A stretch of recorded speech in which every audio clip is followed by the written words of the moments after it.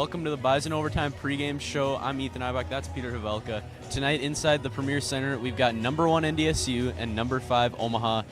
Peter, we've seen this matchup twice, and there were 2 good games. And I'm very intrigued to see. I mean, the NDSU won by 6 the last time, and 2 when they're in Omaha.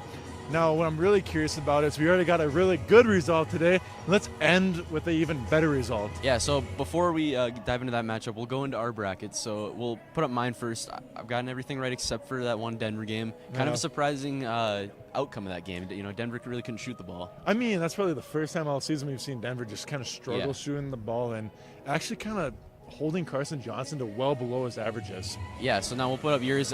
You also got that game wrong, and then you got you got the NDSU game right. At least it's the one that matters. But once Cash is ready, we'll put up the updated bracket, the normal one. Yeah. So there's this semifinal, and then it's St. Thomas and UND. Before we get into the Bison one, what are you looking forward to in that St. Thomas UND game? Well, I'm looking forward to that St. Thomas and UND game. I'm looking to see how UND defends St. Thomas and Nolan Minnesota, for example. Yeah. And I'm kind of curious to see what kind of defensive pressure they use to kind of like hold that St. Thomas attack. Because last night, or 2 nights ago, we saw St. Thomas unload on SDSU. Yeah, either way, if the Bison get to the championship game, it's going to be kind of a borderline rivalry with the St. Thomas games, and then the UND game, obviously a rivalry game. But now let's dive into that Omaha game. We'll put up the team stats graphic. Peter, what kind of sticks out to you when you're looking at this matchup? You know, the main thing that concerns me is the defense and defending the three-point line. Yeah. I mean, we saw last Thursday, they kind of struggled with Oral Roberts last night, even though they attempted only 17 two-point field goals, but they made 13 threes. Omaha last night made 7 threes.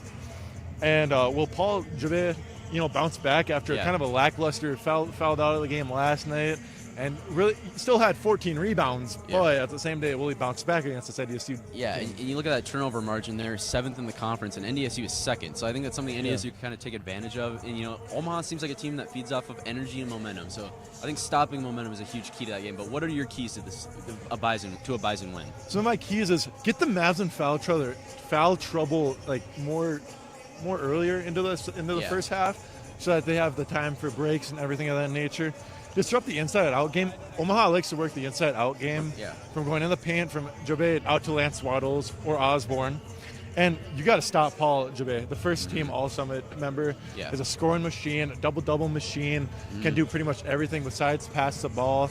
But I'm kind of curious to see who dominates the paint and who dominates, the boards. Yeah. So is there a player that you think has to have a big game in this kind of a matchup with Omaha? I think in this matchup, it all relies on Tay Smith, Noah Feddersen, and Andy to limit those turnovers against this Mavs team. Yeah, and Tay Smith, he didn't really get hot in the last game. I mean, if he gets hot, he can put up 20 really quick. So that's what we got for this pregame show for the Bison Overtime pregame show. Omaha and NDSU coming up at 7 o'clock on CBS, not Midcoast Sports Plus.